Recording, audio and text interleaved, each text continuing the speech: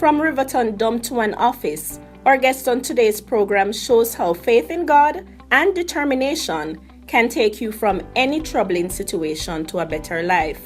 Born and raised in Nuggethead in Portmore, 22-year-old Raneil Thompson recalls years of asking God, why me?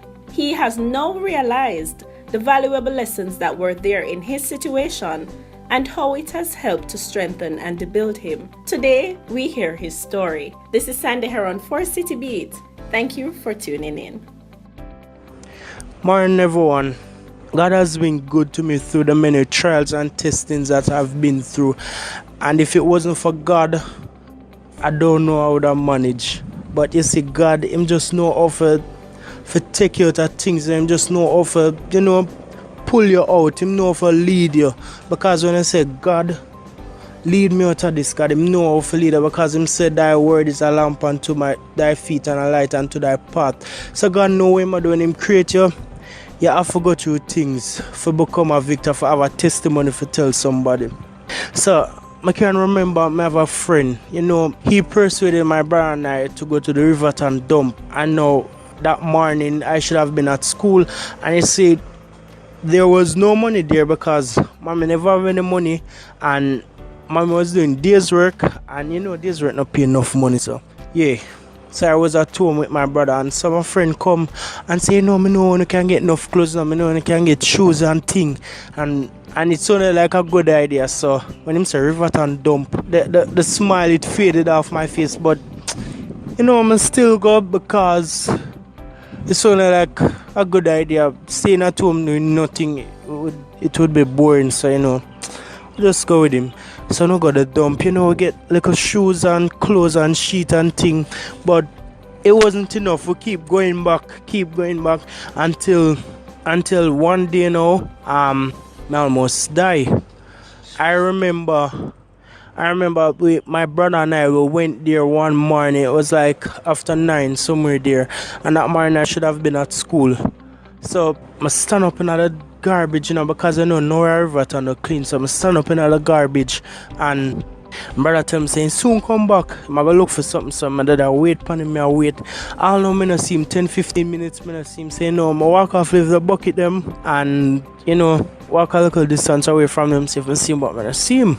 So, same time, see a man, when me turn around, I see a man sit down on a bucket them in. So at that time, I was 15 and, I was more slim and my voice a little bit more fine.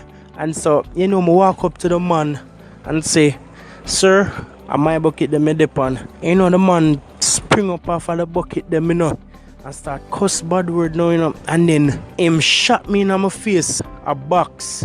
And I tell you, could I see the fingerprint them the way him box me hard, and then, same time him pull out him ratchet now for stab me up, and it was there now. I say now mind God, me dead now.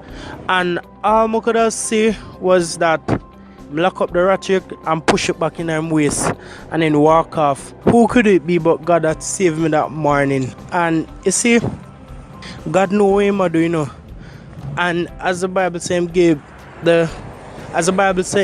the strongest soldier the hardest battles. And God give me some hard battle. Me I tell you, say, all God could have taken me through some of them there. And if you're just joining us, we're hearing the story of 22-year-old Raneil Thompson, who was born and raised in Nuggethead in Portmore. And he's just sharing all the struggles that he had during his childhood, having to go to the Riverton dump to get things to sell and things to use at home. And he's showing us how he moved from that experience to now work in an office. And he says it's all because he believed in God. I can remember growing up, we lived without light and water for 10 years and 7 months. And 10 years and 7 months, it was really a long time. We went through many embarrassment and shame because, people look down upon me, because we live in a scheme and them take us as the worst because we never have any light and any water. And we had to wash our clothes at the river and at neighbors' houses. And, going to the river, like probably almost every week, it was very rough because we had to walk in the sun with the buckets and thing. And I remember we we make a little hand cart, for push the clothes them and thing. And I remember when I come back from the river, and cat brought down on the road, the wheel them pop off, we have to draw the cat go home. And it was through the scheme we went through. And people stare upon me, but there was just one thing that stuck in my mind. There was just one thing that says, me not staying on this river and one day me I come out of this. But me always a question when me I come out of this. But anyway, my prayer, my ball. And enough time going to the river almost every week. You see, when we're hungry, we just got a cane field nearby the river and cut some cane and carry back and eat at the river.